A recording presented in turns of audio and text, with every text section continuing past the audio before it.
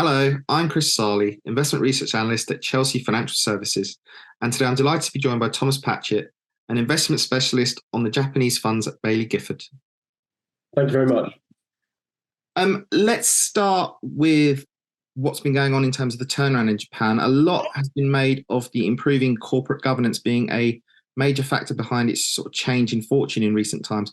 Could you maybe tell us what has changed and how this affects both companies and investors going forwards?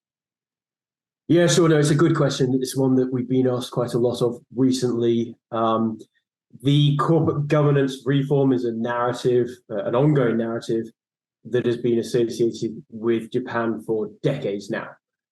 Back to Koizumi, but then Abe, Prime Minister Abe, and Abenomics, and third arrow of structural reforms.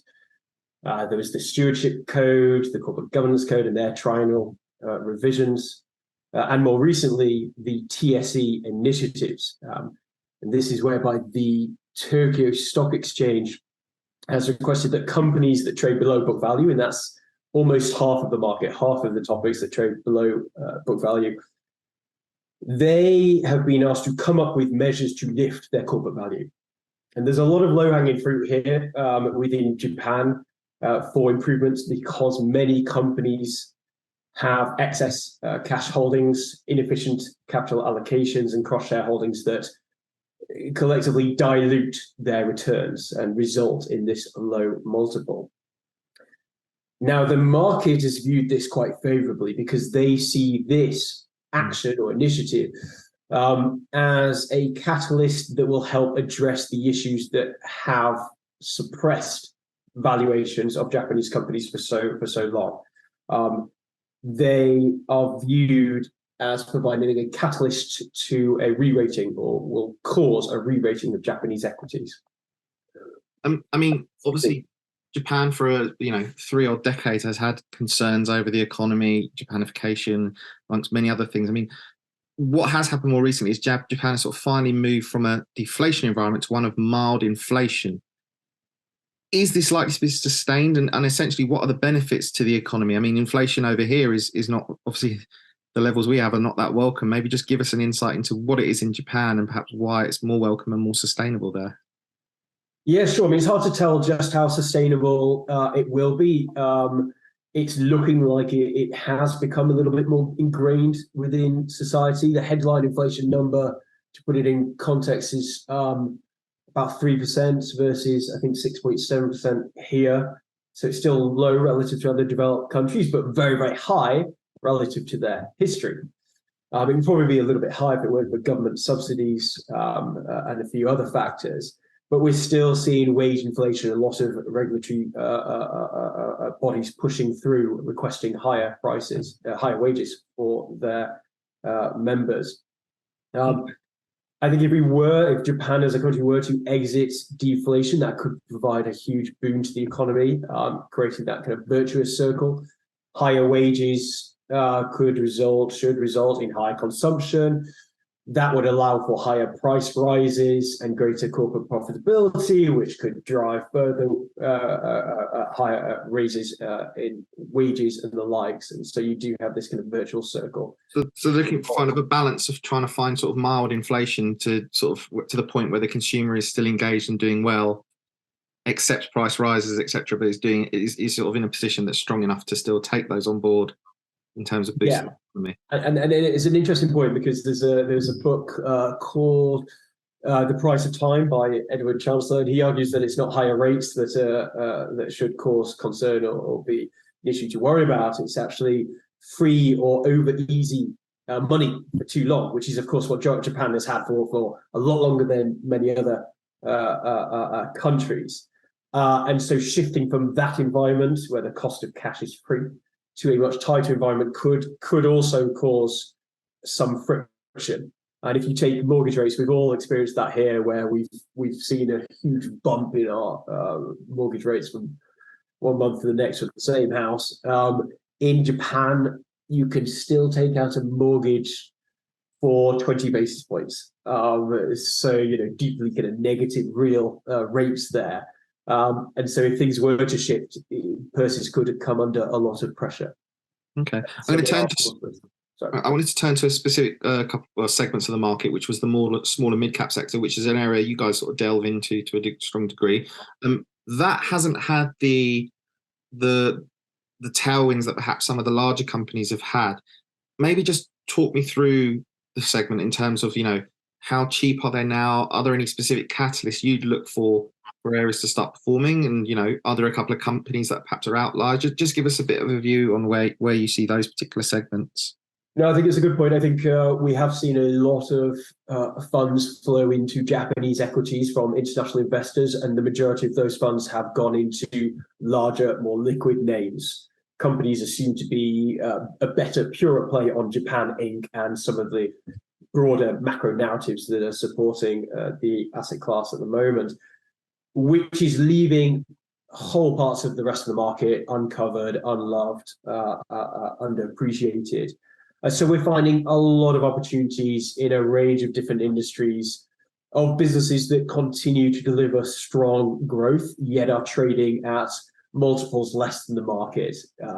So just to give you a few examples, there's a company called GMO Internet, a $1.5 billion company that provides internet infrastructure tools, so hosting, security, finance, the bricks and mortar, picks and shovels, if you like, for the internet within Japan. And it is a leader. It is dominant within that industry.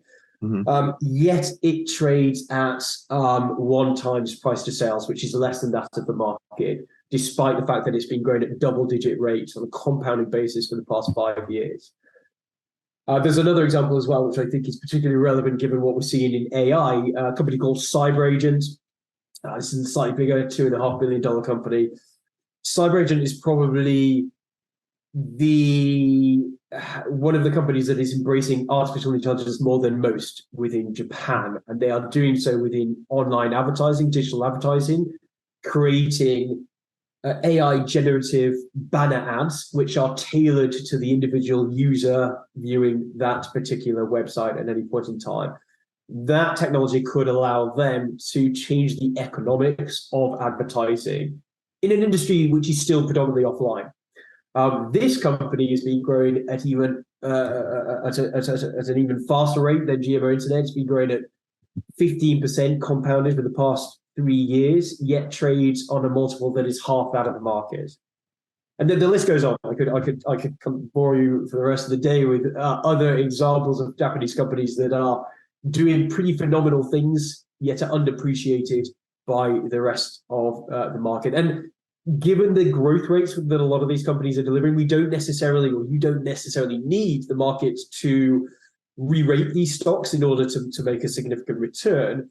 But of course, a re-rating, a higher multiple would obviously supplement that upside. When that will occur is difficult to tell. But I think once investors look beyond some of these macro factors and start to discriminate on an individual level, that's when some of these companies should come to the fore.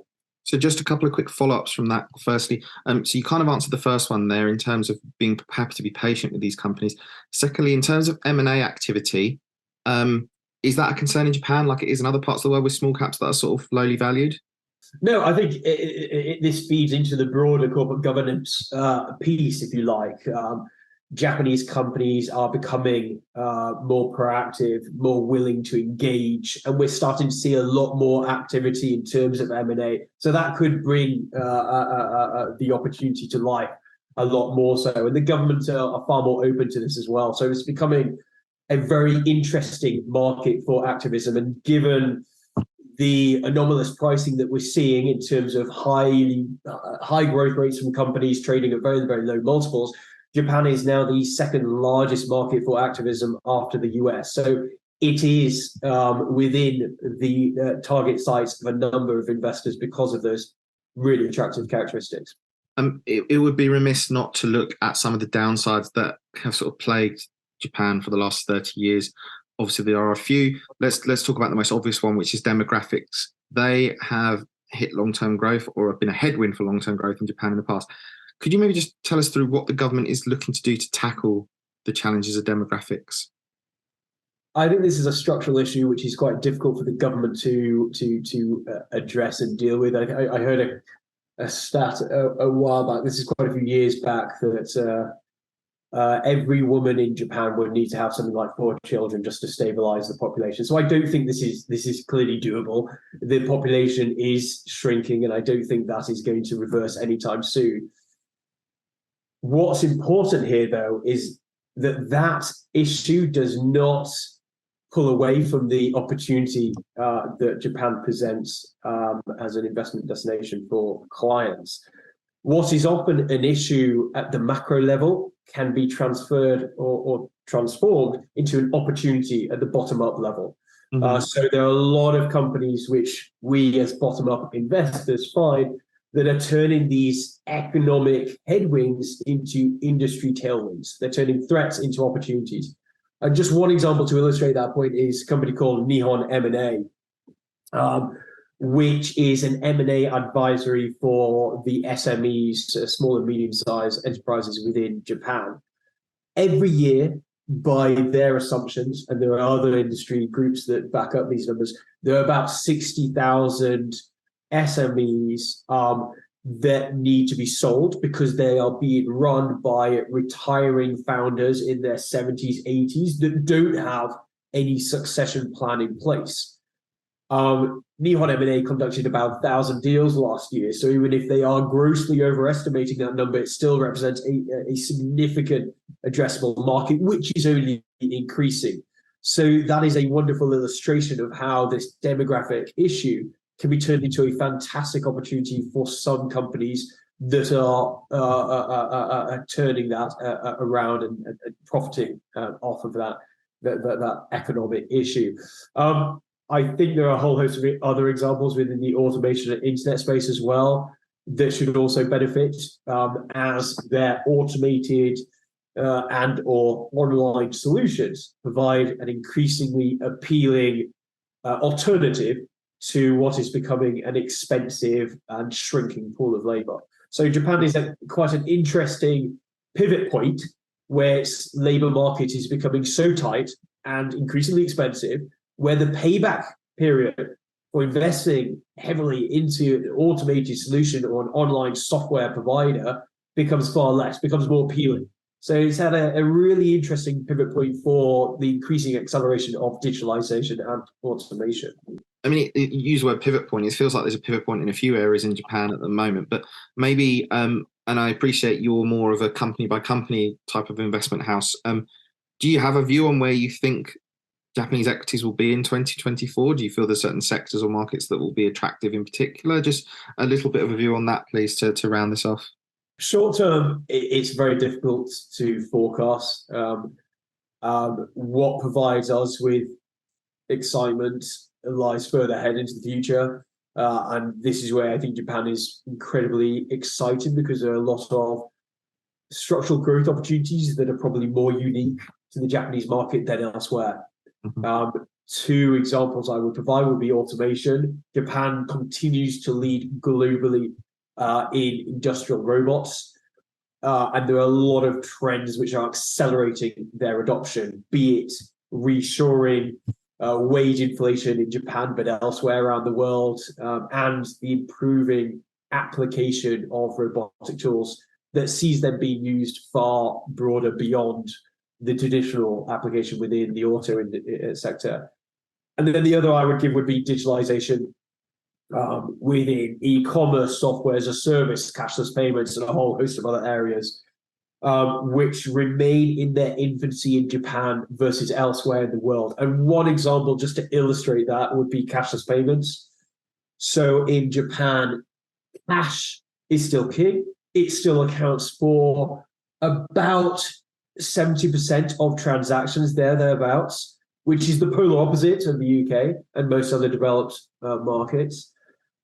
And there are a lot of companies at the forefront that are capitalizing on that. One being LY Corp, which is behind PayPay, Japan's fastest growing QR payment provider. This app was designed, created 4 or 5 years ago, and it already has 60 million users. Almost 1 in 2 people within Japan use them. within 5 years or within the time they've been operating, they've already topped 10 trillion in terms of GMV, gross merchandise value. And I think that speaks to the opportunity here. They are still scratching the surface. They have 1% of the entire market, and they are taking share from both cash and credit card, which is the main way people pay, if not with cash. So there are so many companies there that are benefiting from that nascency, from those low penetration rates, which means there's a lot longer, a far longer run rate of growth opportunity available to some of these companies than there would be to some of their Western peers. That's what makes us incredibly excited for what the growth holds. In addition to all of those structural growth opportunities, as discussed in a previous question, a lot of these companies are now trading at little to no premium to the market, which makes the upside case even more attractive. On that note, Thomas, thank you very much for your time today. Thank you very much. And if you'd like to learn more about the range of Japanese equities at Baillie Gifford, please visit chelseafs.co.uk.